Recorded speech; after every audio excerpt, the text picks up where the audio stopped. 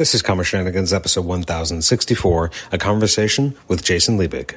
Ain't no stopping them shenanigans. Love getting into shenanigans. All up in them shenanigans. Shenanigans. Shenanigans. Shenanigans.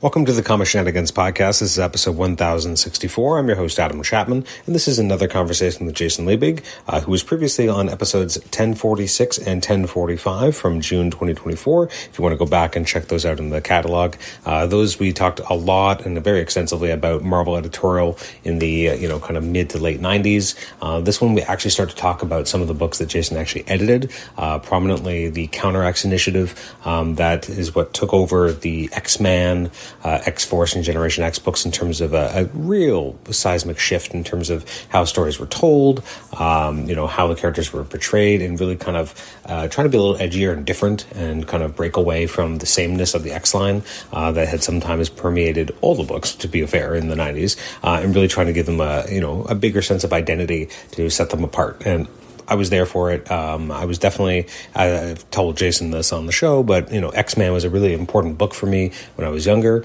I remember picking up the first, a couple of the issues that were from the Age of Apocalypse, and then issue 5, I think, when he rocketed into the mainstream Marvel universe. But then I never really saw a lot of it at newsstands per se. So my exposure to it was relatively limited. And then later on, when Counter X was happening, I picked up that first issue and I was like, I'm all in. This looks great. As I told him, I've gone back in intervening years and read the X-Force and the Gen X, but really X-Men was my book.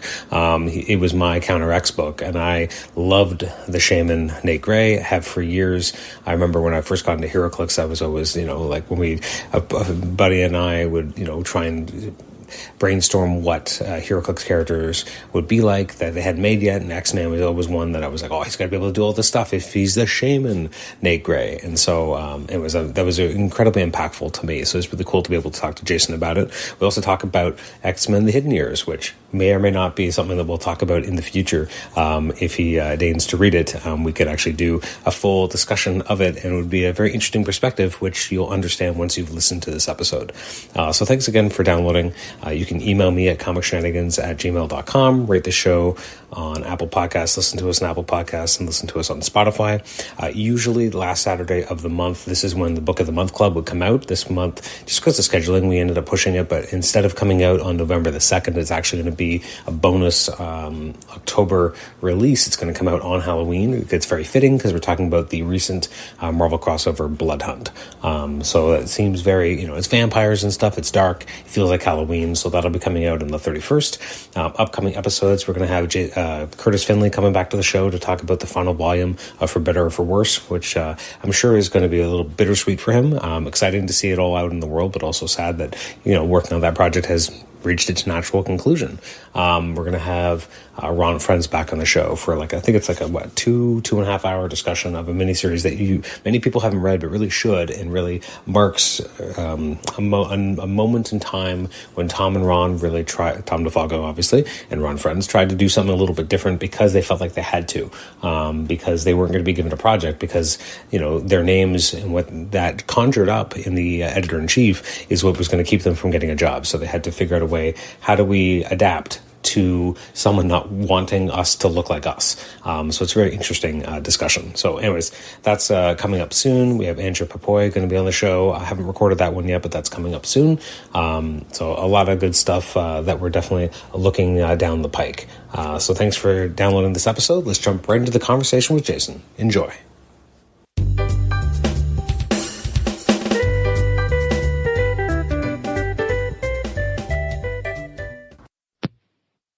Jason, welcome back to the Comic Shenanigans podcast. How are you today?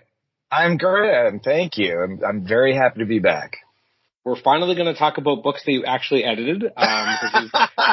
We've talked a lot about Marvel at that period, which is I find endlessly fascinating because it's going to always be that period that to me is so I don't know, just so attractive because that's when I got into comics. I want to know everything about, how these books were created and why and all that fun stuff. So I guess actually one question before we completely segue into the idea of, you're now going to be a full editor in terms of where we are in the chronology.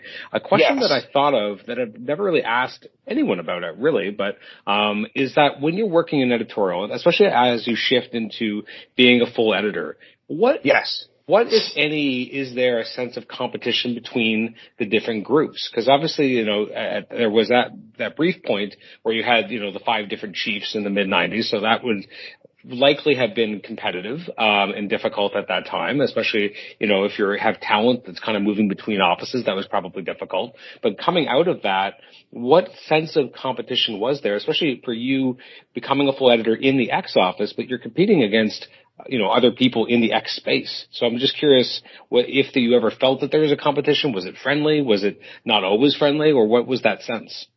From my perspective, and I believe I'm personally remembering this accurately, I don't recall ever having that sense of being in competition with anyone else down the row. I don't know that was true for everyone. I would say that I had the luxury and the privilege and the fortune to work on the X-Men, which at the time were doing really, really well. And that was a luxury, and that was a privilege. And so although that job and that position came with a lot of pressure because the books were so important to the publisher at the time, I don't feel like, I wasn't worried about what was happening in the Spider-Man group or any of the other, groups out there. I just knew, I'd hope they were doing good work. I don't remember feeling a competition as such with the Bobby Chases or the Tom Brevoorts or the Ralph Macchios or the Joe Andrianis or the Kelly Crevaces or whatever, and I'll always be a little confused in my memory about who was a full editor, who was still there when I became an editor. All these memories sort of mashed together. But for me, no, although that may have been a one-sided feeling. Because I occasionally did get some weird vibes from people I didn't think I had bad vibes with. So yeah. Well, that's a very sure. Too, is that when you're working, with Mark like you were, did you ever feel that, did you stick around longer working with him? Were there opportunities to become a full editor prior to that, but you stuck around working with him because it was the X office and because of what that could be in terms of your own career, in terms of your next steps? That's a good question. Well, no, look, I loved working with Mark, and when Mark and I, for a good period shared an office with Bob, that was a great period. Although, there did come a time when I was very much hungry to, assert my vision or viewpoint. And I was given that opportunity as an assistant to edit the Jim Mahfood, the Generation X Underground special, which was a thrill. But certainly at the time, in the 2.5 decades since, my affection for Mark Powers, for Bob Harris has not wavered or changed. And don't get me wrong, I would occasionally fight for things with Bob. And he would occasionally get angry at me for doing so. But one of the worst ones, I was basically just told to avoid him for a few days, cause I was pretty audacious, in one particular battle I do remember, but it's a dumb thing too. It was about the length of a skirt for a character on a cover, and I couldn't just let it go. I remember I took a double-page spread from Jim Lee's X-Men where Rogue is popping out of a bathtub, right? And she's only covered by suds. And I blew it up, and I taped it to his desk so that when he came back in, I said something like that. Was that battle? I just remember the audacious thing I said, and it was audacious, and it was an asshole thing to say. and maybe that wasn't it right then. Maybe that wasn't the thing I'm thinking of, but I just remember seeing this. And I, this is old tales of the school, but this is a young guy, myself, really being passionate. That's the excuse I'm giving for myself. And what I said was, it was something to the effect of, if you don't give me this, right? If you don't give me what I want for this book, I want you to take responsibility for the book failing, right? Wow. Like that was a pretty fucking asshole thing to say, right? And basically Bob Harris just said, I take responsibility for every damn book on this floor, and basically he pointed at his room and said, get out of my office, which he did do, and he was well within his rights to do so. But so, 3 days later, after I avoided, showing my rambunctious, stupid face, to him, he did ultimately forgive me. But, there were times like that, with the ex office, but generally, no, and to answer your question, I am rambling a little bit. To answer your question, no, I don't remember there being other opportunities for me to become a full editor. So it wasn't like I was, there was no Will Riker as first officer on the Enterprise situation. Because it's a good question. And, no, I would like to say that there were, and my loyalty. No, I think at the point that I was ready and wanting, that maybe there just weren't opportunities. And then when an opportunity presented itself, I was given it and I felt very good about it. And I felt like the timing was right and I was excited, and not only that, I was excited to continue to work with Mark, and Bob, in the books that we had been looking over, because that was sort of when there were some layoffs, and then in sort of a circle around the layoffs, the X books were sort of, because some of them were sort of spread out among like 4 offices. And they were brought in now to just Mark and myself to oversee the entire X family. So, and let me see, there was only one point of contention that I really recall, other than, things I'm not going to remember because they were me fucking up. Because of course I'm not going to forget that. I'm not going to remember that. But when I launched the Bishop, the Last X-Men series, which was a series because it sort of came out of Joe Harris and I workshopping these things and Bob and stuff, I was very passionate about, probably too passionate about. But at one point where they were doing a crossover and they were just going to pull Bishop back in. And I'm like, what are you doing? Like, the character's in the future. He's stuck, he's literally stuck. And I'm like, how, like, I remember saying, like, what's going on? Why are you taking this character back? Because like this is kind of a thing. Like, the whole thing is he's separate. So I remember being a bit twisted up about that. But that is fair. I mean, it is taking your central conceit and kind of throwing it away for an issue. Yeah. that's a pretty reasonable thing to be upset about. Yeah. And I don't remember how it happened or why. Looking back, sometimes, in hindsight, both my own mistakes and things I think that could have been done better, and certainly 25 years of other creative experiences have taught me a lot. And just talking about things with other creative people and reading and listening, I do wonder why certain things couldn't have been done better or differently, and certainly choices I made, I would not have made the same choices now, or I would have made bolder choices. But again, it's also impossible for me to truly put myself back into the mindset of what the marketplace was then, what the pressures and lack of creativity of the marketplace was at the time, meaning there were certain things you just couldn't get away with back then. At least that's what we thought. That's what we believed. Interesting. It's interesting when you mention, obviously, the idea of the arrogance of youth, how, we do things and we look back and we're like, ooh, what was I thinking? It's interesting. I mean, if you connect that to kind of how you even entered at Marvel, this kind of speaking truth to power and kind of, using that as not as your calling card per se, but definitely something that makes that part of what made you at the time. Your kind of difficulties with Bob there kind of makes sense in that context. No, yeah, no, that's true. I mean, look, he when he hired me, he said he wanted people with fire, and I brought it in that first interview, and I continued to bring it. And as we discussed, ultimately it is that fire that put me at odds with Bill Jemas, that put me at odds with Joe Quesada. It wasn't probably as elegant as it should have been, or as smart at times, But again, I don't know. But sometimes I think back, no, I was absolutely right. And maybe I would do the exact same thing again now.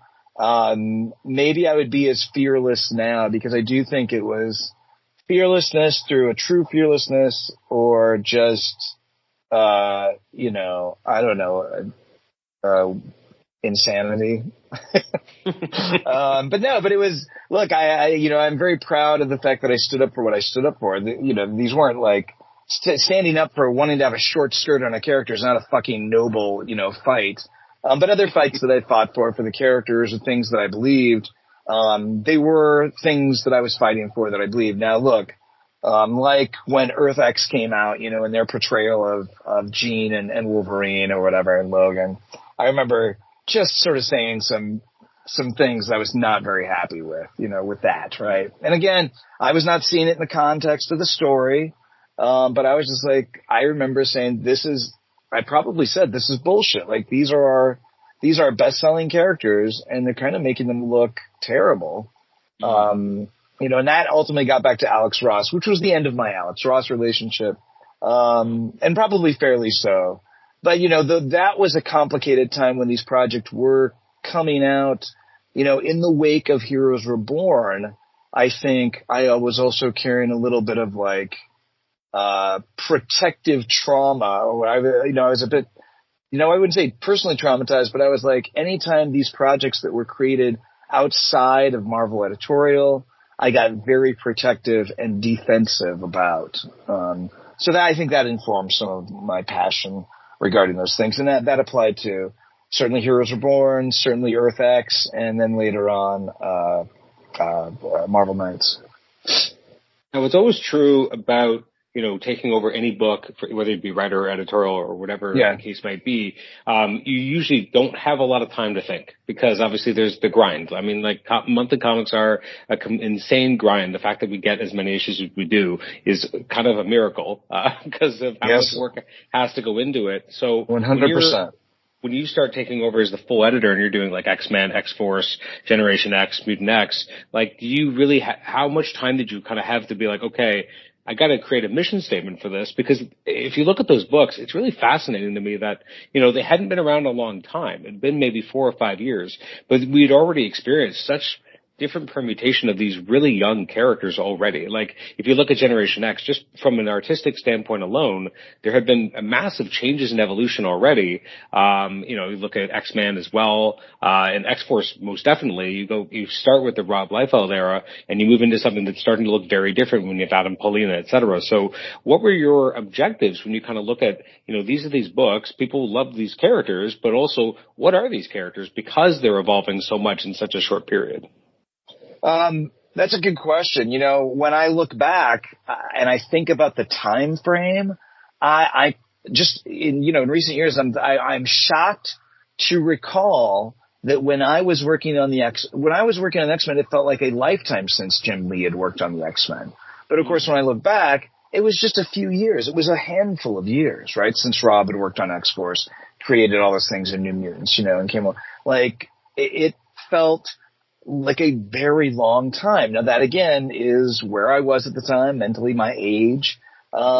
So, now I look back and I'm like, my God, it was just like a heartbeat, from that to this. And yes, Adam Paulina from Rob Liefeld and, all the permutations in between. It is shocking. So, but to get to your question, and get to this question of the grind, I remember coming in, bringing the books together, and, and I did feel like, oh shit, like what can I do? What are my resources? You know, and what can I change? What can I fix? You know, and it was tough. You know, trying to figure out what I needed to do, what I needed to fix, where I needed to go with things. I do remember, you know, I do remember Mutant X being the sort of the one I was like, okay, this kid is grown up. He's good. Like, you know, I'm gonna get involved, but I feel like, oh no, I feel good about that. And Gen X, you know, I thought had a great creative team. It had Jay Farber and it had Terry Dodson. But I felt at the time, that it had sort of lost its way a little bit. And that's one of those things where, you know, I think if you would have put my current mindset back then, I think I would have handled that book differently and I would have thought differently, but maybe not. Again, you know, it was a marketplace where you didn't think you could put Mike Allred on a Fantastic Four book at the time, you know, and those kinds of ideas we were so still sort of in that Wizard top 10 mindset. Not that I was, but you know, the market was, and the people who were telling you in sales what you could do and not do. And even thoughtful people who had big creative ideas were honest and they were like, you know, I don't think you can really do this. So, you know, there was a desire to try to, I don't want to say right the ship, but just elevate those things, you know? So like Mutant X again was sort of separate because it wasn't its own separate universe, which I loved. And it seemed to have a real following and a real purpose and a clarity. And that was beautiful. So I was like, yes, I like Howard, you know, I like these guys. They're doing great work, you know, and that was a book where I think my influence is like, oh, I'd like to try this. You know, I know this is already working. Can you try a little bit of this? You know, and I think the thing that I wanted to try initially was like, oh, this book has a neat, creepy vibe. Let's try to do like a great classic horror cover for the book. And this was when we were only doing one cover an issue, you know, and so it was like, oh, you know, I'd love to see covers that really told stories again, but like do this. But I remember X-Men I thought was a real challenge. Artistically, I thought the book was in rough shape. And I thought Terry Kavanagh, you know, like I liked Terry, but I wasn't sure that it was his best work and, you know, all this other stuff and trying to figure out what to do with those books. You know, and I don't really remember my thinking on Gen X at the time. Gen X was always an interesting book, and obviously I did the Gen X Underground special, but not like I was going to try to bring those ideas into the mainstream book. That would have felt quite insane at the time. Nowadays I think, oh, you know what? It'd be cool to have that book be that, you know, like on an ongoing basis. That stylistically would make sense and you could do that. But at the time, and I think everybody, I felt everything had to be of the same stylistic sort of world. Well, and I guess part of that probably is also the youth and young, like how young the characters still were, because the creators just worked on them not long ago. And so there's that initial sense of this is what the team looks like. And you're already moving afield of it, but like that's going to be people's sense memory. Whereas, you know, if you do that book now, it's been 20, 30 years. It's easier to kind of like, oh, they've been through permutations. I think that's interesting idea that when you're so close to something, it feels really hard to move on from it because that's what people want. And as you say, like, you know, the Generation X Underground special, that would 100% work better today because that's what comic books are like. There's much more of a niche for that kind of stuff, and people are allowed to experiment more. And I've never really thought about it, but you're right. Like everything kind of had a 90s house style to a degree, and everything kind of moved similarly. So it's interesting to see the moments where things do kind of veer off from that model. And I'm curious, you know, if you noticed were sales better when they did feel more on model, and then if they went a little bit more different than or off model, do they go down? Like, or do you even recall what those were like? I don't know that I have a clear answer for that question. Like, I don't remember definite sales trends one way or the other, insofar as like bringing things more in line. You know, I just remember that like trying to, cause I remember at one point for, you know, when I know we're going to get to it for Counter X, I had talked to, you know, and I'd been talking to this artist, Enrique Breccia, and he gave me samples on Generation X. And at the time I thought, oh God, this would never work. And I remember it was just maybe like 10 years later after I'd left Marvel looking back at those, I had the scans and an old hard drive, and I'm thinking like, my God, why didn't we jump at this? But it was so different. It did look like a European comic book. And at the time, it's not like all of our books look the same, in the strictest sense, but they had to look like a Marvel comic book in that Marvel world, as much as they could. As much as all those, look, Adam Polino was a very different artist than a lot of these guys, but a lot of the other guys were also very different. So Jimmy Chung was different, than, whoever. To the point of, so I'm trying to think. So the point of bringing it in closer to this house style wasn't more successful. I don't know. I don't know if that's the right way for me to answer that question. I did feel like, there's this old quote that I heard third hand from Todd McFarlane, and I probably brought it up with you. One of his, sometimes the notes back from McFarlane Toys, like a sculpt, he'd send a note back. It would be make it cooler. And, it wasn't a note back, oh, this needs to be like this, the proportions need to be long. No, it was just make it cooler. And I remember hearing that quote maybe toward the end of my comic book career, but I did feel like at times, that was sort of in my head. Like, how do I make this cooler? How do I make this a better story, a cooler look, just a comic book you feel like you want to read instead of one that you're reading out of, loyalty or obligation to this world, how do I make it matter? How do I make it consequential? And how do I make it fun and cool and, and all that stuff? And so I remember thinking thoughts, and again, those may not be the exact words that were in my brain, but I remember saying, God, it's like this is something that's going to feel more X-Men-y or whatever the fuck it is, and it's going to be more fun. It's going to feel more connected at times. But no, I don't think I can really say, oh, we were looking to do this or that or bring it into the house style. I don't remember thinking thoughts quite like that.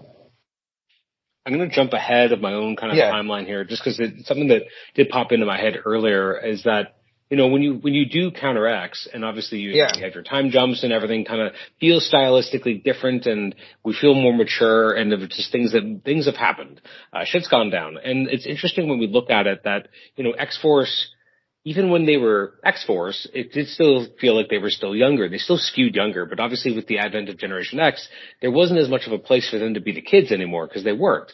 And so I feel like under Counter X is the first time that, Sam and the rest really felt like adults, because obviously Sam had that period in the mid-90s where he graduated, became an X-Man, but he was the junior X-Man. So they played him like very young. He didn't get to feel old and grizzled, even though that's what he kind of was with his group when he was with his peers. But now he had graduated, but now he's back with X-Force. And so then we have Counter X happen, and he obviously looks very different, especially in that first issue. He looks a lot thicker, more mature, less gangly, has the facial hair, but looks a lot more, again, cool guy, right? Like everything looks cooler, to your point, right? So I'm curious if that was very conscious to be like, they can't be the kids anymore. They got to look like real adults.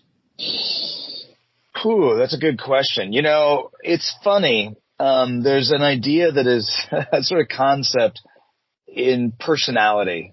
And I'm going to bring it up because, I wish I had known about it back then, but you really highlighted it. When Sam was with the X-Men, he was the junior X-Man, right? And I have seen this play out in both fiction, but also in life and in the real world. If a person is the funny person of their group, and suddenly then one night they're hanging out with a group of 5 professional comedians, they might be the quiet person all of a sudden, right? They'll be less funny even. And if a person, and you see it happen in families, like, look, a person who would otherwise be a kid, has to step up and be a grown up because someone has died or, and so we take on roles, as human beings, we take on roles that fit the situation sometimes. And our brains, I think, and our personalities will also adjust them. Whereas, if you're a parent, and suddenly you're with your parents, alone. Suddenly you do kind of become the kid again until you become the parent again, I suppose, such as the life cycle. But, and so I think leadership is an interesting thing. If you've been a leader in a smaller pond and suddenly you're in a bigger pond, you could, you might still be a leader. You might still go out there, but I think you see it like in professional sports, a guy who was the captain of his football team suddenly is a mid-level player, but at a much bigger stage, and so how does that affect them? So those ideas are interesting. I don't think I had that idea at all in mind, when I was overseeing those things. But Warren Ellis might have, and certainly with Counter X, that was a time when Warren was really coming in and pushing those envelopes, and working with, the writers he did at the time, Stephen Grant and so forth. To your point, was there a conscious effort to make those characters in X-Force older? I would say I don't remember that being an issue. To me, I felt like they had sort of gotten so close to that to me it didn't feel like the biggest leap to have them sort of be these young adults now, these people in their 20s or whatever. Not that we ever necessarily, ever ascribed ages to people with numbers. I feel like we rarely did that. But to your point, I don't remember that being something where we said, okay, now they have to be this, and this as far as their ages go. I think if that happened, that was just a function of Warren coming in and the ideas he was using this book and these characters to tell, and Warren and Wills, really coming in and doing this wild reinvention of the costumes and look of the characters, which was very exciting at the time. It's interesting because I don't think I had read, as I said before, like X-Men was my book. Like I experienced that in real time with the Counteract, so that like really blew my young mind. Like I was there for the entire ride. It was the other ones I came to later. I don't know if it was just distribution. I didn't see them as often. I don't know what kind of happened there. But I got to them later. And looking at, as you mentioned with Will Spataccio, my first encounter with him would have been, Iron Man from Heroes Reborn. So it was interesting for me to kind of go back and kind of see, oh shit, this looks like that. But like a little bit different and obviously more in the Marvel universe. But it's interesting. Those books also, they existed in the MU, but they did feel like they were different, like they were doing their own thing once you did that kind of Counter-X move. And I did think it both set them apart, made them special, but also made them feel very similar to each other in terms of this is not your father's X-Man. This is something else. So I always appreciated that again, it was this big reset without being a relaunch. Like it was just kind of midstream, but now it's very different and it feels very impactful. I know we talked about that last time, kind of why you kind of wanted to do that and be able to kind of say, well, how do I, kind of soft relaunch these books in a way that's going to gather attention? And so as a young reader, it definitely worked for me. No, I mean, look, yeah, I don't want to, since we did cover this, I don't necessarily want to rerun over that, but that was definitely in my mind, which was how do we, and it was influenced by Heroes Reborn, right? Because it was literally a question posed to editorial, after the first issues of Heroes Reborn came out in a meeting, and I had a very clear answer. I remember the answer. I was like, well, you could do some of it, and we could replicate some of this, but some of it is the nature of the beast. You had to have it be you can't be an internal project and make it external. So, I did my best, and same thing with, Marvel Knights. Like I did as much as I thought I could do with Counter X to make it feel like a relaunch, to make it feel new, and to give those books their own little fiefdom, their own little connective world, and bringing in Warren to sort of oversee that was also, it felt at the time, a big coup, because, he had ostensibly given up doing, superhero books for Marvel. I know he's probably gone back on that promise a dozen times since. But he really felt he was done after this Wolverine issue. He said, I owe you guys one more, and then that's it. I'm like, okay. But so it was exciting to have him doing that at that time, coming off the stuff he had been doing with was it Homage or Wildstorm, Planetary and all that. And so, which he homaged to in X-Men at one point. And, he had X-Men basically kill all the characters from his other book. And then we had to change, he said, no, make them look as much like the characters. And we were like, oh, we can't actually do that. So he was having fun, but we had to sort of dumb it down a little bit. But, as Nathan went down the spiral, killing off Warren's other characters from other universes.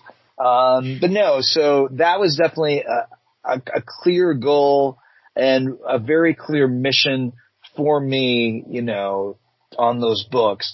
Because as you said, and as I said, when I was posed the question after Heroes Are Born, can you do this? And I said, well, rarely do you have the luxury of having 6 months to start your books over while other people are doing what they're doing, and sort of relaunch and put all this effort and resource into it, because you're just always sort of behind the wire, and that's what Counter X was. It was this luxury of saying, okay, this is a stop and a restart without being like a full reboot. We didn't relaunch with number ones or whatever, that would have been anathema to me at the time. I would have hated that, Oh, really? Oh yeah, no, I was like, I didn't like numbering gimmicks, I was like, I wanted to try to do something within the books. Don't get me wrong, like I thought Age of Apocalypse was pretty freaking genius at the time, but again, these are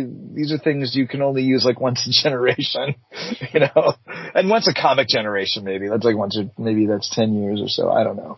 But no, I'm really glad no one would have pressed upon me to do a numbering gimmick or whatever. And I was not asked to do that. So, and I know I don't remember it even coming up. I just remember thinking, I'm going to put this little thing in the corner box. It's going to unify the books, right? The little Counter X badge is going to be on all 3 books. That brings them to their own thing. And, I remember asking for permission to do that. And I was worried that wasn't going to happen, but it almost gave them, it really did give them such the space to breathe, because you knew that they were their own thing, and you could sort of tell stories within that own little pocket universe, even though it was still the Marvel universe. Was there, you're working on books.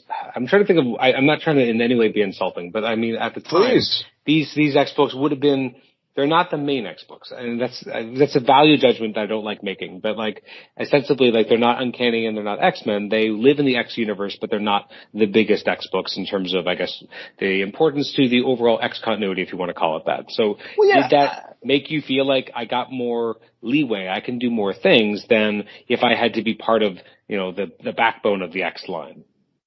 Look, I've long referred to them as the secondary, even the tertiary X books, right? It's not insulting. It just speaks to where they were on the sales chart, and where they stood on the legacy chart. Look, Uncanny X-Men have been published since the 60s, right? These books were all children by comparison, generally speaking. So I don't see that as insulting at all. It's just the reality. And I remember thinking it at the time, I was like, but I also knew that they were X books, right? So I was like, yeah, they're secondary X books, but they're still fucking X books. Sure, did I feel like they may not be the Yankees, but they're still a major league team. No, that's right. Like, my thing is, if you've ever played professional sports, who cares if you were an all-star? You play professional sports. That's pretty wild, man. So no, to your point, did I think I had or did I feel like it was an opportunity because there were less eyes on them? I would say yes. I think, and I also think just because some of the books weren't doing that well sales-wise, that, and look, I'd already done Generation X Underground, so I was already sort of like, you know what? I think we can do things we've never really done before, So I had that idea in me. It was internalized already. And I felt like, okay, let's try something a little bold here and try something a little different and experiment.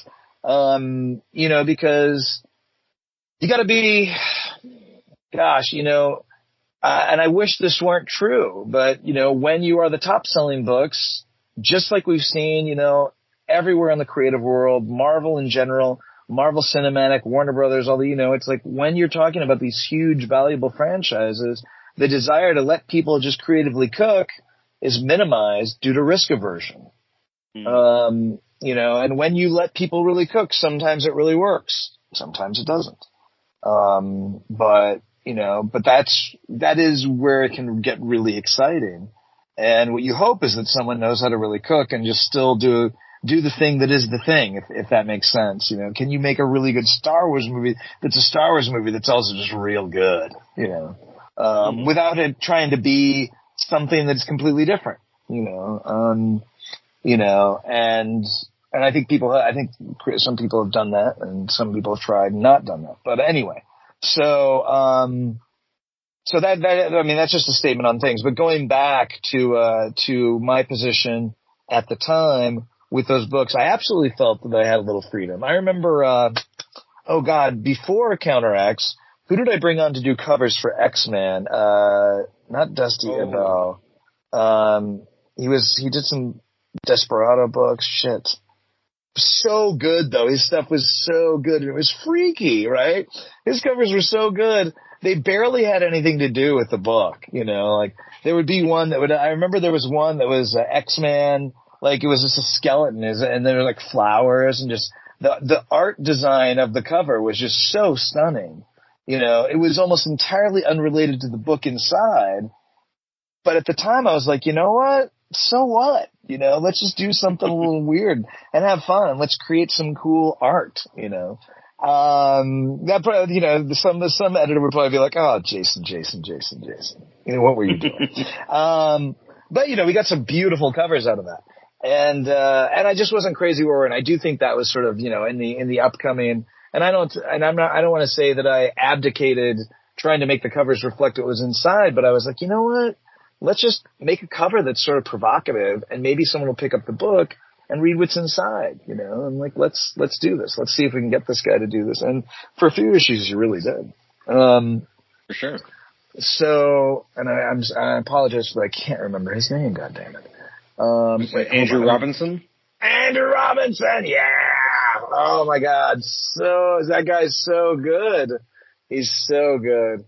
And he's just a really great artist. And, but he really did some there was no way we were going to get him for the inside of the book because I don't think he could have, we would have had like one book a year or whatever. But for those covers he gave us to the book, it was exciting. It was fun. And he hadn't done a lot of high profile superhero stuff. So it was also kind of fun to get him onto a book, that more people would see and stuff. And so, but yeah, no, that guy was just what a talent he is. But the point of I was very aware that these books, were the Tertiary X books, and I think I was given leeway because everyone understandably had their eyes over here, So I was like, okay, I'm just going to go do something over here, I wonder if there was any of that when James Gunn did Guardians of the Galaxy, the movie. It's just like I don't know. It's like, cause that was when we all sort of came out of left. I'm not saying I'm James Gunn, nor am I saying the work I did was Guardians of the Galaxy. But no, I did feel, I was definitely aware that I was going to have a little more room, because not necessarily because the books were tertiary. I think just because the books weren't selling well, not nearly as well as I thought they could. And so I think in that way it was, hey, if you've got a plan, maybe it'll work, and that was it. I remember Bob told me, listen, don't start firing people off books unless you've got a plan. Terry Cavanaugh and he were close friends, and I did want to bring in a different writer to that book. I still wasn't clear on it, but I didn't see where we were. I felt like it needed that reinvigoration. I felt like it needed a creative team change, to signal that it was going to be different. Unfortunately, that's what we needed to do. I felt, and so, Bob said, look, you can fire, Terry's a good friend of mine. You can fire him, but make sure you have a plan, because he was not, he was loyal to his friends, but he was his job was to be loyal to the books, so he was very clear on that. He says, just have a good plan, and so I came up with what I thought was a pretty good plan. And ultimately I think it was, And I think that plan probably succeeded more on X-Men than any of the other books, just because I felt like X-Men was like, for whatever reason, X-Men was just Warren Ellis cooking, to use the vernacular of 2024. I mean, I remember those pages coming in, and Ariel Olivetti was cooking. I mean, those covers he was doing were fantastic, and I don't know, there was a great mutant book or a great superhero book or a great Marvel book, but it was a really groovy, creative thing, they were doing, and with big ideas and some big concepts and just visuals to match, that was exciting. It's interesting because, I mean, if we go back for a second, I would want to kind of walk a thread through, but when you take over and you have Mutant X and you have a book that's, has its own sense of identity, it's on its own, so it can kind of do things and play with its world in a different way, and then you do launch Bishop, which is kind of, it does operate in that same very general, like, he's off on his own. He's able to do his own thing. He's also allowed to enjoy his own world. And then X-Men kind of furthers that idea further, because now you have a guy who can just kind of walk through this spiral, so you can go through all sorts of different worlds and really explore things without being constrained just to the 616. So it's interesting, that you as an editor, you're working on these successive books that really take advantage of being a little bit more siloed, so you can kind of tell these different stories with different creative teams, et cetera, which aren't as beholden to the regular Marvel Universe, because you are, doing different things. You're in different timelines, different worlds, different universes. So it's interesting to kind of see that familiar pattern on different books that you've edited during this period. Yeah, I mean, it's funny. Like, you and I talking about it, you laying it out like that, I recognize the pattern now. I don't think I really have before as such.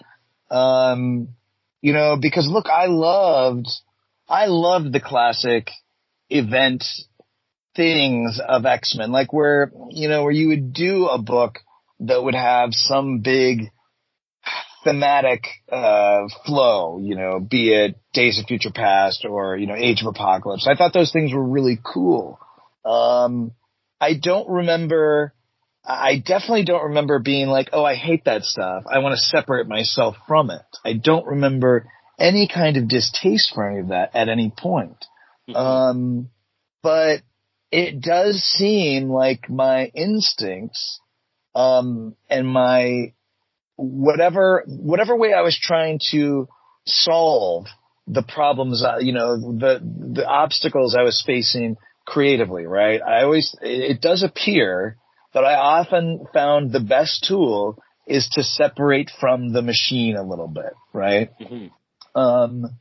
And it's not to say that I disliked the machine. I fucking loved the machine, right? I really did. I love those things. Don't get me wrong, like, events and crossovers and stuff. They were tiresome and they were tiring. And I do remember saying, God, I wish we could tell single issue stories, and that had sort of longer through lines, but where if you picked up a book, you got a complete story of some sort. I remember lamenting that a little bit. But yeah, like, I love the idea of giving someone as much of a full entertainment unit as you could, meaning like if you pick up something, you're getting a full experience. And I remember using that term entertainment unit. It sounds very dry and commodified, but I think I meant it very nobly at the time. And I even had the discussion. I'll never forget. There was an issue of X-Force that I remember, and I probably brought this up to you before, where I called Warren and I'm like, listen, Warren, the book starts out with the team sort of knocked out in like San Francisco, and 22 pages, they get up, they get in some fights, they run around. At the end of the book, they're sort of just knocked out again in San Francisco. And I feel like nothing really happened, and they just end up in the same place as they were. And Warren's like, oh, just trust me, Jason, just trust me. It's all going to work out. I'm like, okay. And I did, right? Like, I wasn't super assertive, with Warren in regards to that. I wasn't going to push back on that because I did put my trust in him. But yeah, I do love that in retrospect. I love the fact that I was trying to find ways to just go out there and be able to do something without being beholden to the way things have been done or the way things were being done.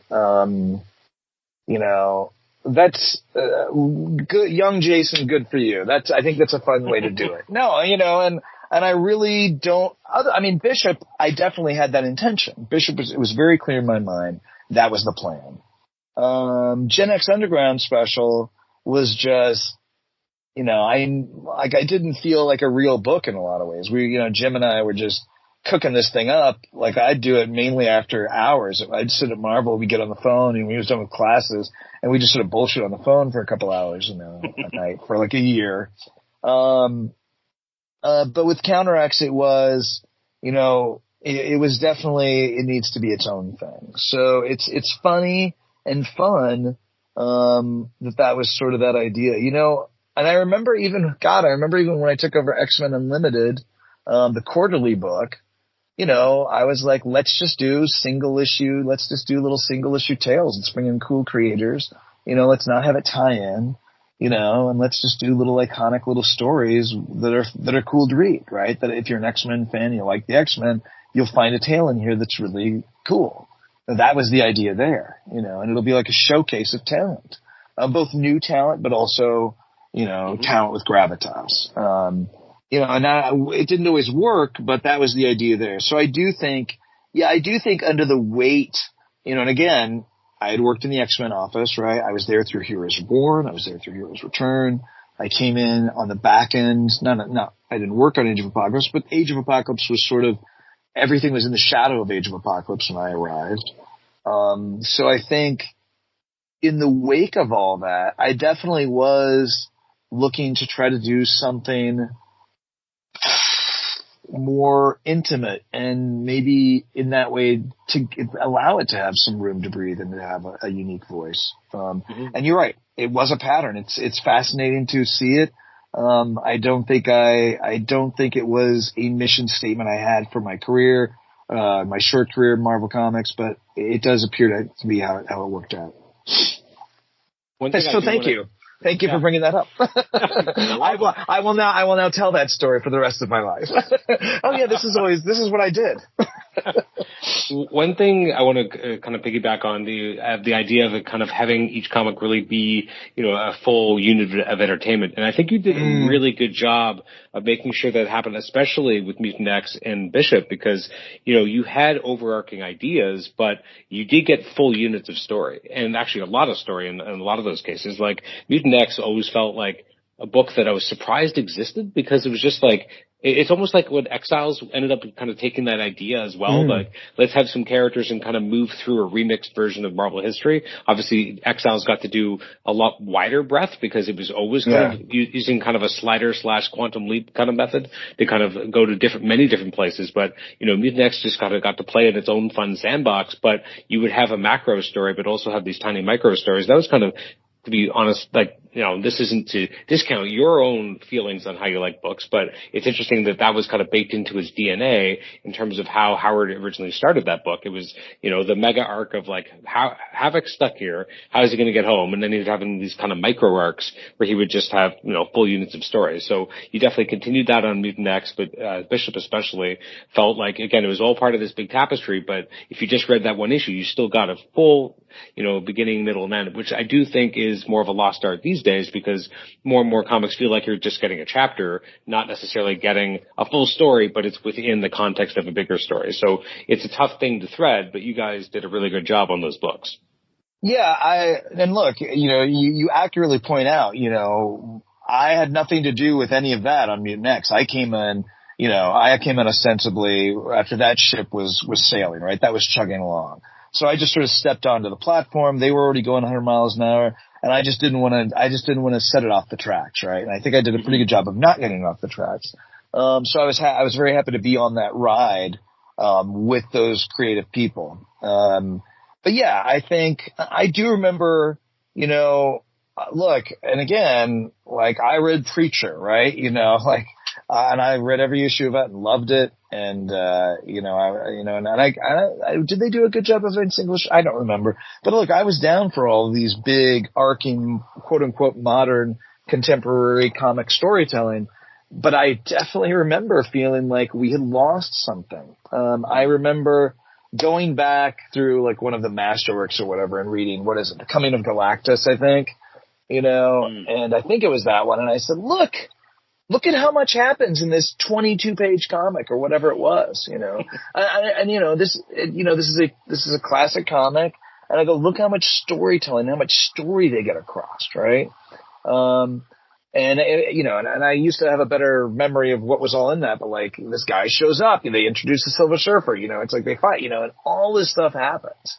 And it was remarkable. And I definitely remember a desire, unrealistic maybe, naive perhaps, but I definitely had an ambition to try to get us back to that, to try to deliver that, because, episodic television that I was also a big fan of did it, right?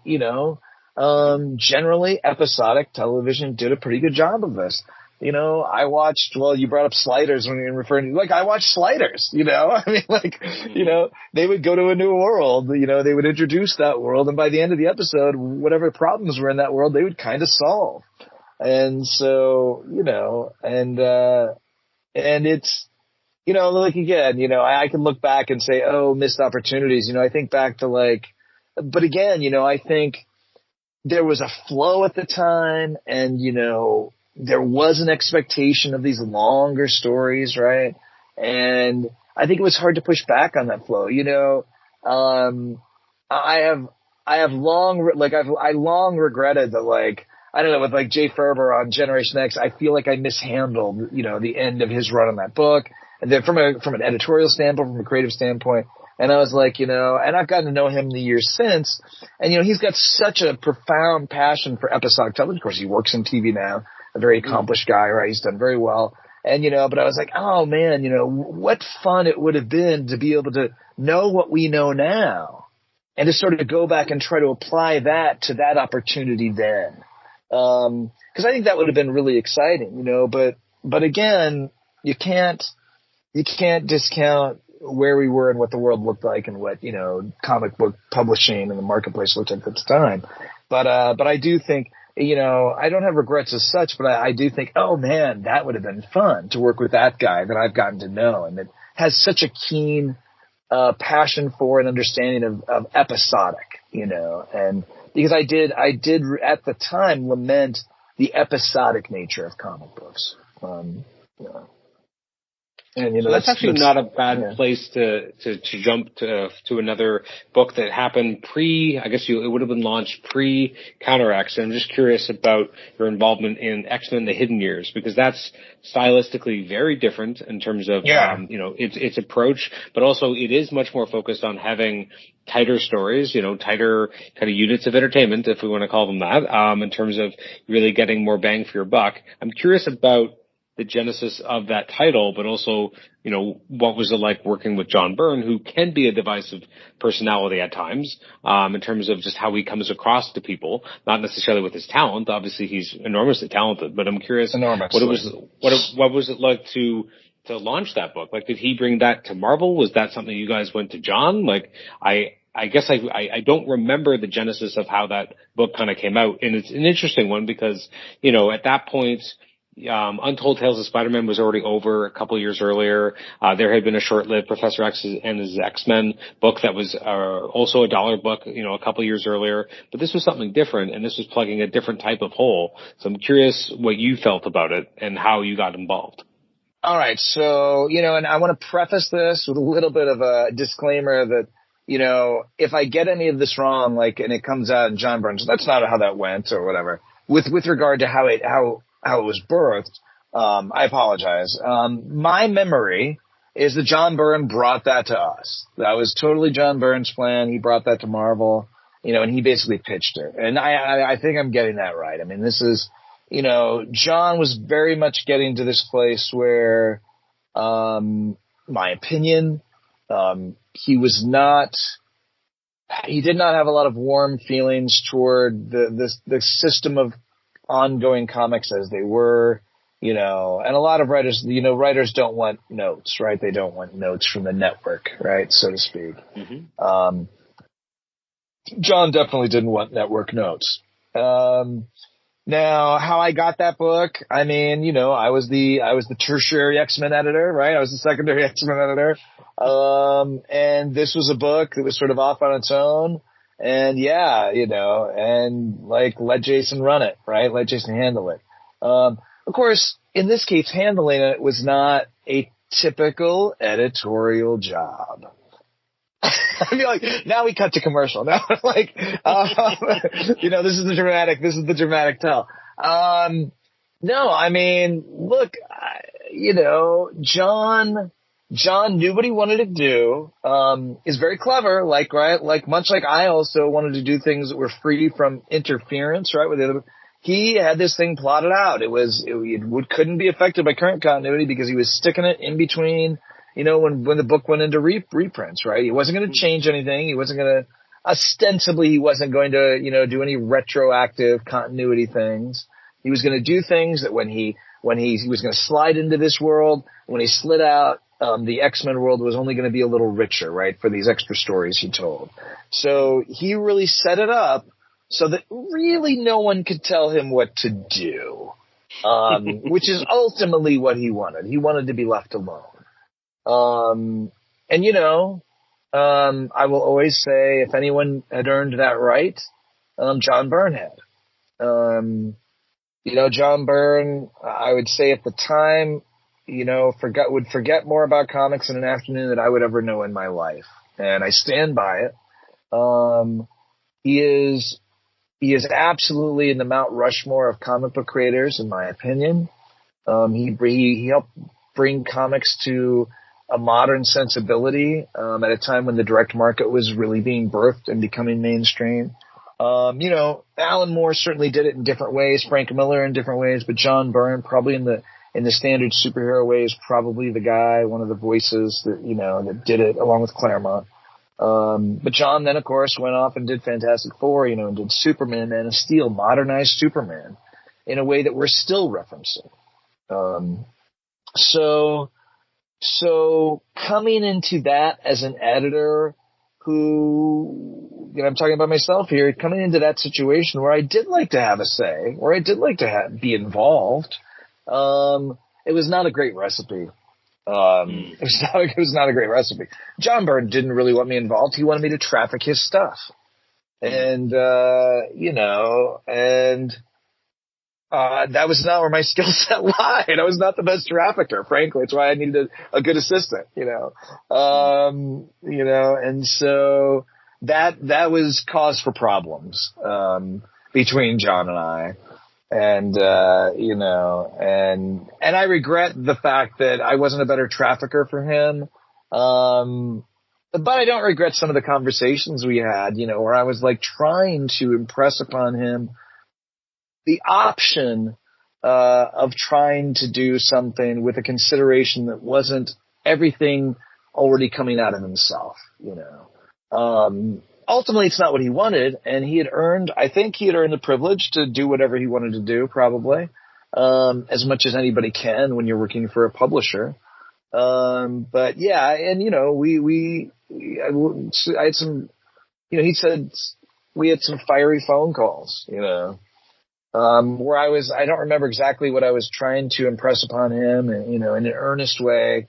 And basically, and one call I do recall where he said, you know, if I'm going to go down in flames, I'm going to do it, you know, on my own terms, right? You know, that was essentially what he said. If I'm going to go out down in flames, I'm going to do it on my own terms. And he said it quite angrily. You know, and of course, look, no one wants to be on the other end of any conversation with anybody like that, less John Byrne, you know? Yeah. You know, and I know that early on I made a mistake. Something happened, I think, where something happened with the first issue and some scheduling thing that might have been a mistake that I made. Or it may have been a function of it. Like, I'm not going to take away, you know, I may have made a mistake somewhere along the line in that. But then later on, you know, there was a thing with a character that wasn't colored as an albino, and, you know, because the colorist never saw the note, and I was never given scripts ahead of time, and he had made the color note on the edge of the original artwork, but Tom Palmer was inking, and I only got photocopies, and that note got trimmed off in the photocopy because I went back and looked at it. And he goes, you should have known in the context of the story. and this is like issue 8 or something. And I'll be honest, I don't even know at that point that I read them beforehand. I was like, fuck, you know, I was like, I think I was a little, he had done such a good job of pushing me out that I think I started to disengage from my involvement in the book. And that's a terribly irresponsible thing. And, you know, I wish I could go back and undo that. But that is just that's my honest assessment of where that was at the time. Have you ever read the book since? God, have I? I don't think so. I don't think so. But a broader question would be like, how often in the past, like 25 years, have you had occasion to go back and look at your old work? I mean, obviously Counter-X had been done in trade paperback at some point. So, I mean, there would have been finally, and I think only in the last few years. I feel like that only happened like the last 7 years or so. It's a good question. Almost never. Michael Golden once said, he goes, when you left Marvel, you just left. And, you know, and like, you didn't try to stay in the comic books, or you just moved on. And I was like, I had sort of done it, I guess. Not that I wouldn't have, I don't know. You know, when Bob became editor-in-chief of DC Comics, if he'd offered me a job, I probably wouldn't have taken it, but it would have been nice to be asked. I mean, geez, now I'm like confessing to this thing that's going to be forever on the internet. But it's true. So I have not had cause to really go back and reread any of those books. You know, for a while I would look at like some of the covers because I had a job portfolio that had some covers and stuff. I think I'd really enjoy going back and reading John Byrne's Hidden Years. You know, but I haven't gone back to reflect on it in that way. I haven't reread the books, you know, so that's just the truth. I will say this about Byrne's Hidden Years, you know, at the time, the work as a penciler John had been doing in the business, I felt was to my personal perspective, right? Which is not something to hang a lot of importance upon, even at the time. I felt was uninspired. And when I started to see the pencils he had sent in for Hidden Years, which I think he had done before he even pitched the book, right? Like he basically had a couple issues penciled, and he says, "Will you guys publish this?" Which is something he's kind of been known to do, right? He does things on his own. In years since, I think I've read those stories. But I remember looking at them and I was like, "Holy shit! Like this looks like the X-Men. Like you know, this looks like when he was drawing the X-Men." Like everyone was really excited because we hadn't seen that John Byrne in a while. So I remember being very, very excited about it. And you know, and the opportunity to work with that John Byrne. So I jumped. You know, again, if I didn't say it before, I jumped at the chance. I don't know that I demanded it, but I jumped at the chance. And ultimately it did not go well for my relationship with John Byrne. But I don't really blame him for that. You know, I mean, again, you know, he can be grumpy, but I think he can also be warm. And I just think, look, I think, we all go through life choosing how to go through life, but I also think, man, you know, he was a guy who came into the industry not expecting to be famous in any way. You know, he came into comic books in a world where you were sort of a workman. You know, you were, you weren't not creative, but like it was a pretty niche world. And I think the Todd McFarlanes and and the Image guys with that generation, that was the first generation where those guys probably came in expecting that they could achieve some kind of fame, you know. And of course, post those guys, well, people came in thinking they were going to be rock stars, you know. But I think when John Byrne came in the 70s, there was no expectation of any kind like that. It was a thing you did. No one knew your face. You know, and so I think, you know, and also, like, I'm very proud of my time at Marvel, you know, but fucking A, John Byrne, like, is responsible for probably most of comics existing today, in the way they do, like X-Men, Fantastic Four, Superman, and so like if I had done if I had done one of those three things that he had done, I might also not really want to hear from some guy 20 years my junior telling me his ideas, So I don't blame John Byrne for being grumpy with me. And again, I may have fucked something up at one point. I may have made one mistake. And he rightfully, chewed me out for that. But then later on, I think I did at least a serviceable pass. But no, did John kind of show up with Tom Palmer and Gregory Wright already attached? Like, how much of that part of the creative team did he kind of show up and get to choose, or did you assign him Palmer and Wright? No, definitely Palmer. He came with, and what a gift it was for me because Tom, if whatever flaws I had at the time, Tom was very forgiving of them. Tom was such a warm guy, a lovely guy, and I don't think I had the scope to fully appreciate how awesome he was and how great it was to work with him. I liked him a lot. In the years since, I've realized what a treasure he was, what a legend he was. Not that I didn't know that he'd worked on the X-Men under Neil Adams and everything. I just don't think I was quite ready to appreciate as much as I've come to. But I've appreciated everything more these days. But Tom Palmer was such just a warm, glowing, he was the guy. If, he was the sort of that's who I want Tom Palmer to be. He was that good, And Gregory Wright, also fantastic. I didn't really talk to Greg that much at the time. I've talked to him a lot more in the years since, but I believe they came as a package deal. I think Greg had a relationship with Tom and Greg had a relationship with John. So I don't remember there being I don't think there was any creative team decisions made by anyone other than John. If it ever tickled your fancy, I mean, it'd be interesting to go back and read this with you and talk about this book because it's such an interesting artifact of its time. I mean, because as you said, you have John Byrne coming back, you have him filling in the blank, and it's interesting ideas. But it was a book that I think kind of, given the creator involved, felt like it flew under the radar at the time, and I'm not sure why. Well, I mean, I think, relatively speaking. No, look, the problem is they were just flashbacks, right? And everybody wanted to know what was going to happen next, not what happened in the footnotes, and I mean, that from a commercial standpoint, from a sales standpoint, that's its weak point, right? Yeah.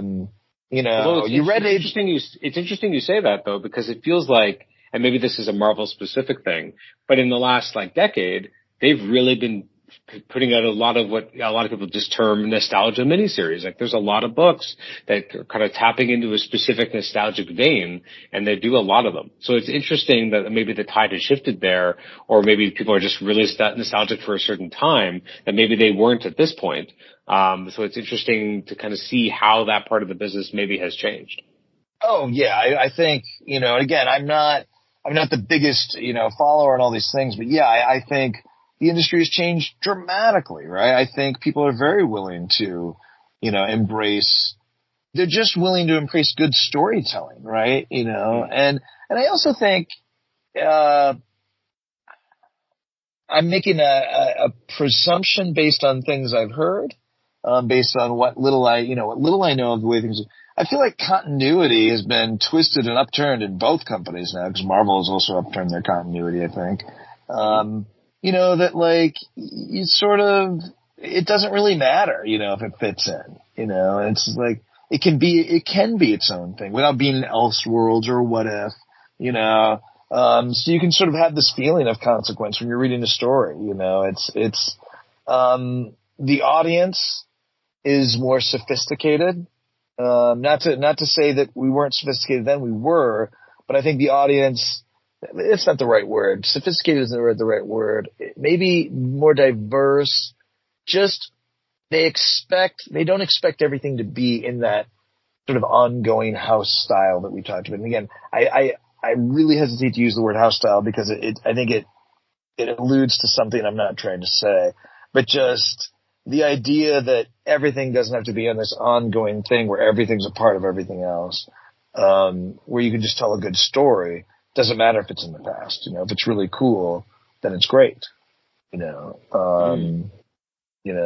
a Superman for all seasons or what have you, and all these different things that people do in the years since. It was X-Men in, 1999, 2000 was very much a book is what's happening. Let's keep up. This is the next thing. This is the next thing. This is the next thing. And so John Byrne, to his credit, was very clear. This isn't going to affect anything. You know what I mean? So in a way he said, hey, this doesn't matter. That's how he sold it, sort of, But you hoped that people were going to read it because, well, it was John Byrne telling these stories, and you were going to find there were going to be some really cool wrinkles. It was the weakness of whatever flashback month or whatever that we did with the -1s and all that shit. Not that there weren't great things. As a reader, I love that stuff. But yeah, talking about that with, I think it was Tom Brevoort, and he's like, yeah, it's fun, but also like it's designed to fail. Because if you don't care, like it's inconsequential. You can just skip it that month. And by advertising to everyone, hey, you can skip this month, that's not necessarily a great idea. Yeah, I think the only problem with Flashback Month is the fucking numbering gimmick. I really stand by it.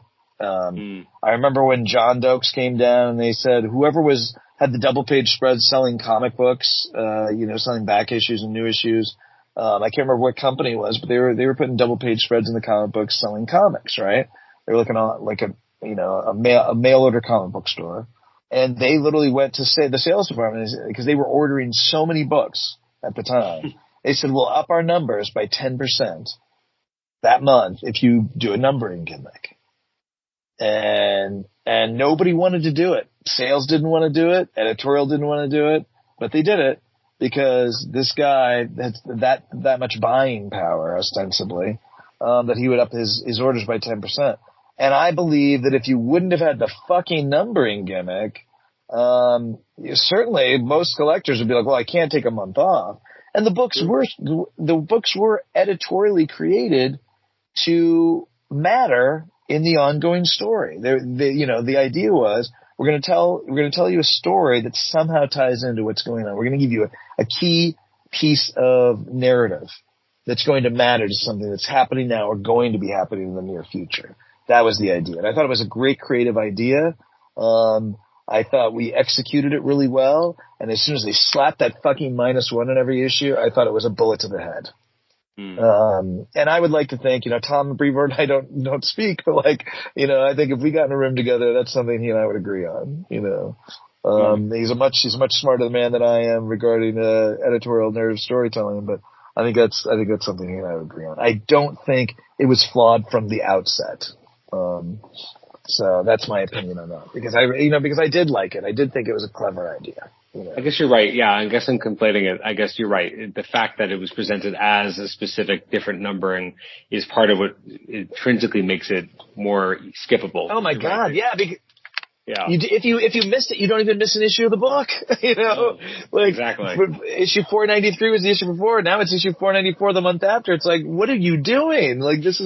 It was so insane. And, thinking about, just like where the industry was at the time, there were so many of those weird little things, like when they were working on, during the bankruptcy or whatever, when they were working on the non-code approved line, I think Bobby Chase was overseeing that.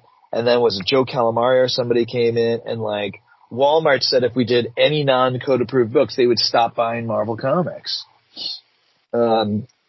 That came down and so they canceled that whole thing. They've been working on it for 6 months. And wow. So, again, maybe they weren't going to be the greatest books. I don't know. I was not working on them, but all of a sudden, all this effort and these voices and these creative voices and this bigger swing of the bat than maybe that we've been taking got taken out because, Walmart says this, and that some of that I think is a little lost. In the stories that people tell of that period, I know Jimmy Palmiotti and I had not a disagreement, but we had a different point of view where, he had said something about when they were brought in, they said comics weren't selling well or whatever. And I was like, well, listen, Jimmy, like I remember saying this to him on Twitter or whatever. I was like, the books weren't selling as well as they were 5 years before, but they were selling fine. That wasn't the reason why Marvel was in such financial straits. It wasn't because of publishing. It was because we had $750 million of debt, which again, also, like, publishing was in the black. Like, publishing was making a profit. It just wasn't making enough profit to pay the interest on the $750 million of debt. And licensing, I don't want to get into the weeds, but, and I love Jimmy Palmiotti, love Jimmy. But there was I was like, oh, he goes, well, this is what we were told. And I was like, well, I get it. I get that's what you were told. I don't believe it's factually true. I didn't believe it was factually true then. And at that point I had access to the numbers. So, yeah. So anyway, but yeah, so there was, there were these frustrating things that would happen. And I do think, going back to this sort of ongoing, the theme of some of this discussion today you and I have been having is it's easy to forget the pressures of that particular time in the marketplace, and which doesn't excuse bad storytelling or bad decisions or anything else. But sometimes when I think back, oh God, I wish I would have done this differently. But then I think, oh wait, it's like when I really take the camera back, oh wait, if we would have tried that, they would have just said no. They're not going to let you do that. So you had to find your places. And I was bolder than many, at the time. And I don't think I was the only one who wanted to do different things, but I think other people have been beaten down. I came in after Marvolution, and my salary wasn't paying for a mortgage and, feeding kids at home. You know what I mean? So other people had their own concerns and their own fears, maybe keeping them from being as bold as they wanted to be, or as chance taking, or they just didn't, or they just loved the way things were. I don't know. So you mentioned obviously before the idea that, when you left, you left, like you walked away from the comic industry as a whole. Yes. Was that hard? How hard was that to do? And I can't remember if we really talked about that before. So if I'm repeating myself, I apologize, but is Hidden Years the last thing you do and then you leave? Well, I didn't finish Hidden Years. I was working on those books. I was working on the second phases of Counter X. And, again, to say I walked away from comics. Well, first I was asked to leave and then I walked away. So I didn't fight to get back in, I guess would maybe be to be really honest, I was asked to leave, and that, and I was asked to leave pretty clearly because of the battles I had with Bill Jemas, I don't think that's right. And I think, I want to give Joe Quesada a little credit. I said some pretty harsh things to Joe. I believe, and again, I haven't spoken to Joe Quesada in 25 years. I would welcome the opportunity, but I think he would have taken it. I think, he didn't take it as well as Bob. Because Bob I could fight with, but Joe I was pretty harsh with, about his creative efforts with Marvel Knights, and I was dismissive of some of it. The parts that I think deserved dismissiveness, I was complimentary of the parts that did, but the reason I was asked to leave Marvel is because to quote Bill Jemas himself, you've gone up against me twice, Liebig, and no one fucking goes up against me twice. And that's when he had pushed me up against the wall and was screaming in my face. Yeah. So that I was not long for Marvel at that point. So yes, to answer your question, once I was asked to leave, I did not fight to get back in. Although, weirdly, I was still visiting Marvel like every couple of weeks to pick up some free comics, to visit my friends. And then after about 2 months of that, someone told Mark Powers he shouldn't be coming up here. So he shouldn't be coming up to the offices. And that, that was hurtful, but not unexpected. And I guess it was complicated times, and I was a complicated, I just think I really, I was just like, I just think Bill Jemas was like never happy to see me, after the things I said to him or the points. And again, this was not me being like an asshole. I was not like cussing him out or whatever. But I was just like, he didn't like people questioning thoughtfully and with some level of credibility questioning his ideas, which I did in front of everybody. So yeah, I did not try to fight my way back in. And, you might ask why. And I guess for me, I remember thinking at the time, I remember I gave an interview, it might have been a couple of years later, to Rich Johnston, where I said, look, what was I going to do? Go back to DC Comics? Well, they weren't going to hire me back over there. I remember I was giving, when Enrique Bracho was visiting the United States, I took him over to DC. So I had friends over there, and I was introducing like Karen Berger and some of the Vertigo people. And I remember I ran into Mike Carlin and all, you coming back to try to get a job? And I said, no. Are you trying to get a job? And I was like, no. And I did mean it, no one was calling me. I don't know. I don't know that I would have said no if someone offered me a job. I probably would have. Because my point of view at that point was, what was I going to do? I got to work on the X-Men. Like anything else that I get is going to be lower than that. Is going to be less fun, less interesting, with less resources. So it seemed like I had done it.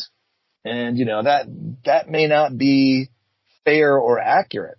But, like I wasn't the type of voice, like, you work on the X-Men, they're not going to hire you at Oni Press or Dark Horse. Not that I was going to move to the West Coast or anything at that point. So yeah, but I was like, I wasn't going to try to work at Wizard. I just was like, I wasn't having it. I remember at the time I said, you know what? It was a dream job and maybe it just wasn't my dream. Although it really was my dream, it really was a dream job. And I say that because like New York Comic Con is like, as much as I've lived other dreams, like I love those people. I love those times. I love talking to you about them. I'm excited to go to Comic Con, New York Comic Con next week to see those people, to see the world of comics as it turned into. So yeah, I did walk away and, after I was asked to leave. But I felt okay. I felt okay.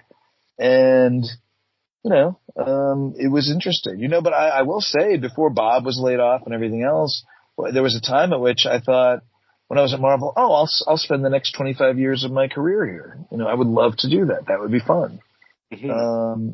And I have no doubt for people that have been there, it has been, along with the inevitable amount of frustrations and, and pressures and tense, nature of the business, because it has, much of entertainment and media, it has been almost a nonstop feeling of tumult, upheaval. Sure. Yeah, but no, I didn't walk away. I don't know if that's anything I should be proud of. I guess I take a little pride in it, that I wasn't sticking around like begging for alms, but I don't know. I just didn't. And things have turned out okay, but it hasn't always been easy, look, it's like you go out and you try to do other things, you kind of start over. But I was younger then, so I had time to start over. Yeah. I want to come back to something you mentioned earlier, just because time has a way of getting away from us, as we have talked about in terms of our perceptions of time, et cetera. So Counter-X did go into trade paperback, but it was 16 years ago. So God, was it really? Yeah, that's because I was like, I don't think it's been a while. So I looked it up. It's Counter-X. You had 3 different volumes come out, one for each of the main books. And that was back in November 2008. There was supposed to be a second Counter-X X-Men volume, but it was never actually published, unfortunately. So only issues 63 to 70 made it the trade paperback form. That's too bad. It is too bad. I mean, I love that period. I still have my singles, so I can still enjoy them that way, but it is a shame that they're not, I hope that someday the Marvel Epic collections get to Cable and X-Men, and they're already at Gen X, so that stuff is coming at some point. So it'd be nice to have that stuff collected. Yeah, for sure. No, I remember like it felt, I guess because, again, our like you said, our perception of time, and when they finally came out, I feel like, oh my God, like it took forever. Because I feel like they were collecting X-Men stuff much quicker. So when those finally came out, it felt like it was so long after I left, but I guess it wasn't. That's funny. I mean, as we said, when you were working on X-Force, it didn't feel like Rob Liefeld had just been there, right? So it makes sense. No, not at all. God, that's just crazy. It looks like Counter-X actually did get fully published in its Counter-X format. X-Force 102 to 109 was in July 2008, but its second volume did come out in August 2012. So for whatever reason, X-Men didn't get there, but X-Force did. Okay. I'm trying to remember, like, there may have been was there a point, like, I reached out to the collections editor? I may have sent someone an email and said, hey, I've got some stuff you could use. I don't remember, but I feel like I may have made that entreaty to make sure that they had the background stuff, They didn't reach out to me, but I did have stuff on my hard drive, stuff from old zip drives or whatever. And I think I made an effort to make sure they had that. But I don't recall the details or anything, I was very pleased just because it was an event thing that I did that I was very proud of, It was definitely, as I was headed out the door, the thing that I had really tried to do to try to elevate those books. And, it wasn't all success and it didn't all go the way I wanted it to go, but, I do know from a sales standpoint, we did well. But then toward the end of that, that's where I'm getting in a fight with like Bill Jemas, who says all of our books are the same, and I'm like, well, it's not true. I remember fighting with him about this. He was, X-Force is just like X-Men. How is it different? And I was like, oh man, and that's what I'm like. I was like, okay. I mean, at that point, very different. Well, not to him. It's like, it's a leader. You've got a leader with 5 guys on the team, I think is what he said. 5 mutants on the team. And I was like, yeah, but I go, Spider-Man's a guy who wears a costume and swings through New York City. So is Daredevil. Are they the same? I literally said that. So like, I remember being so frustrated, look, in hindsight, I think those are fine pitches to lob, to provoke. And see what they mean. What does that mean? It's like, how again these books look different. And I do think, when Axel came in after I left, he made a concerted effort to make them look wildly different in some respects, and as much as I pushed envelopes, he really, first of all, he got Mike Allred in there, which I'm super jealous of, and just did the weirdest shit imaginable. And, and I applaud that without reservation whatsoever. I think it's fantastic. I'm only just a little jealous that I didn't get to do that myself. And I know that, that's great stuff. I don't know if it worked, but I think, that's definitely the kind of stuff I would love to have seen done and tried to do. So, I don't know what the hell we were talking about. Even I started to lose the thread there, but it's interesting. Yeah. You know what? Yeah. I will say, as a fan of that time period, I'm very thankful for the work you guys put together. As I said before, X-Men it meant a lot to me when I was younger, so that was a very impactful and definitely is something that I would stick in my mind for many years. Always preferred that version of Nate Gray. I love the original version too, but something about that shaman look I always really appreciated, especially the way Olivetti drew him. I always really liked that. That Bishop book was fantastic. I love that design on Bishop's costume. It was just such an amazing jaunt. I wish that would be better collected. And then I was a big fan of Mutant X. I was shocked a few years ago when they put it all out in 2 complete collections. So I was really glad to be able to have that on my shelf and share that with people. But anyways, so I read a lot of the stuff that, that we're talking about. So, as a fan, I just want to say thank you because it was very important for, a formative reader at that time. I would have been, I'm born in 83, so I mean, in that kind of mid-90s period, I'm like 12 to 17, so that's the stuff that really forms those comic book memories, and those are the ones I go back to. So, the work you were involved with was very impactful for that. That's really lovely to hear. Speaking of the look of Bishop in that book, they did an action figure, this year. of that design. They don't call it that. They don't call it the Bishop the Last X-Men. They just call it Bishop. But they used like our cover artwork on the box. It was NECA, I think, did it. You know, it's like one of those like $75. It's like plastic, but also cloth costume. Just so cool, man. I was like so excited because right after we published the book, Toy Biz had one sculpted.